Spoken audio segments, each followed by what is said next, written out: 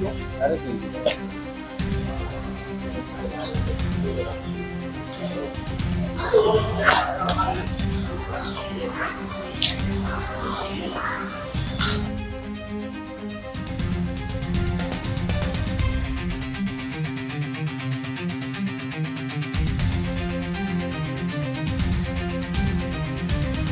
जो कि मैं भी वर्किंग हूँ, स्कूल में पढ़ाती हूँ, तभी से बहुत परेशान हूँ।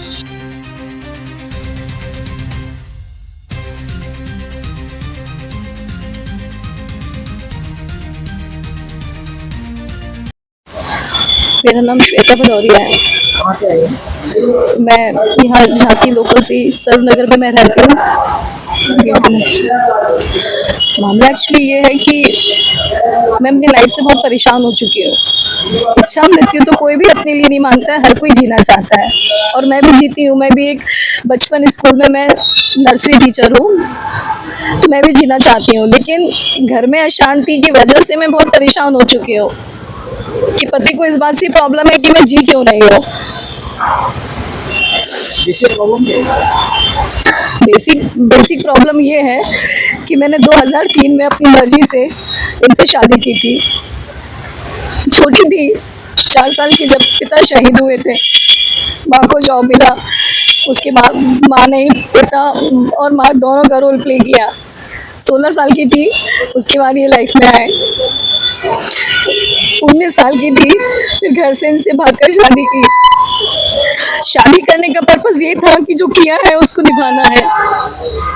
समाज को ताक पर रखकर, जातियों को ताक पर रखकर, हर चीज को छोड़कर इनके साथ भागे और मैंने शादी की।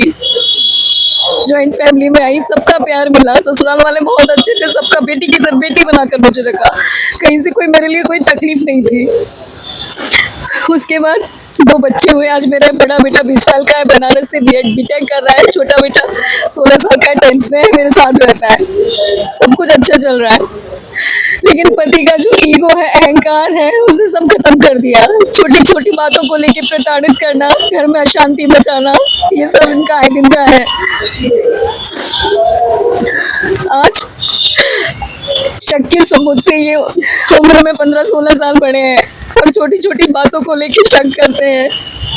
लगता है कि लाइफ में जैसे कि सिर्फ हमारी सांसें ही हमारे कंट्रोल में थी, जिनको हम अपनी मर्जी से ले पाते थे और छोड़ पाते थे, बाकी हर चीज का कंट्रोल ये रख देते। पिछले साल माँ का देहांत हुआ। उसके बाद स्कूल में जॉब ज्वाइन की, तो इनको परेशानी होने लगी कि ये अच्छे से है क्यों नहीं है, क्यों जॉब ज्वाइन कर ली, तो छुटका साड़ है हमारा, पहले तमाम तरह के इन्होंने मेरे को लालच लगाए। घर में भी आए दिन घर का माहौल खराब करते थे, बेवजह बातों पर गाली गलौज करना, छोटी छोटी चीजों को परेशान करते थे। ससुराल वालों ने साथ दिया तो उनको मना कर दिया कि कोई इससे बात नहीं करेगा, कोई इससे रिश्ता नहीं रखेगा। मेरे भाई ने मेरे सपोर्ट किया। आप लोगों से एक बात पूछती हूँ कि अगर एक बहन अकेली पड़ गई है और उसका भाई अगर साथ दे रहा है तो वो क्या गलत कर रहा है? मैंने बच्चों को मुझसे दूर रखते कि कोई इससे बात नहीं करेगा, कोई रिश्ता नहीं रखेगा।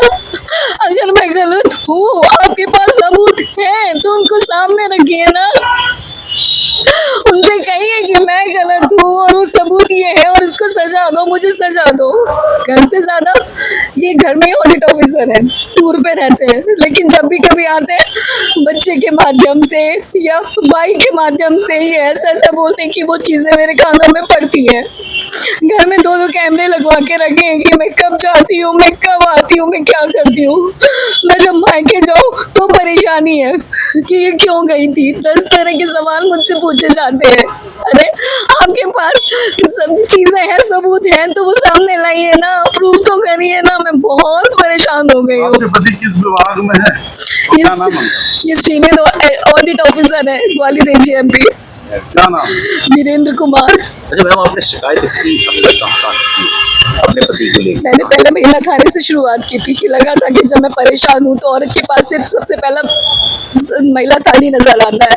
मैं सबसे पहले वहाँ गई थी, फिर मैंने महिला आयोग को भी लिखा, मैंने फिर तमाम जगह मैंने सीएजी को भी लिखा, मैंने इनके ऑफिस में भी कंप्लेंट डाली, कई सारी जगह मैंने इनकी कंप्लेंट की है, लेकिन जिस तरह से मुझे न्याय मिलना था उस तरह से मुझे न्याय नहीं मिला है। घर में अशांति आज भी रहती है, ये फोन के माध्यम से, बच्चों के माध्यम से। कल ही ये आए हैं बाहर से और कल ही घर में कलेश कर रहे हैं छोटी छोटी बातों को लेके। इच्छा मृत्यु का मैं किया मैंने मांगा है। हाँ, इच्छा मृत्यु के लिए मैंने मांगा है। कहाँ शिकायत की है संबंध में? अभी मैंने ऑनलाइन तो मैंने कई सारी जगह डाला हुआ है, महिला आयोग को भी डाला हुआ है मैंने, और भी सारी चीजें इसमें लिखी हुई है। और अभी सीएम पोर्टल पर मैंने डाला, तो सीएम पोर्टल पर भी वो लोग घर पर आए थे इन्वेस्टिगेशन करने के लिए, लेकिन वहां से भी मुझे न्याय नहीं मिला। उन्होंने मुझसे ये कहा कि हम आपके पति को समझाएंगे और आप चिंता मत करो, आपको घर से हमेशा आए दिन धमकी रहते हैं कि मुझे घर से निकाल देंगे, घर से निकाल देंगे। तो आप एक बात बताओ, जो 22 साल मैंने इस घर में अपने समर्पित होकर दिए हैं, तो मैं जाऊँ कहाँ जाऊँ मैं? कहीं भी अगर मायके जाऊँ, आप ये बताइए, तीज त्योहार ही अपनी फैमिली के साथ करते, बच्चों को लेके जाते, मैं घर में अकेली पड़ी रहती हूँ। किससे मांगी है? किससे मांगी? लिखित रूप में कहाँ दिया? लिखित रूप में मैंने सीएम को दिए। आगे इच्छा मृत्यु मैंने बिल्कुल मांगी है, और क्यों ना मांगू, मेरे पास और कोई विकल्प नहीं है ना।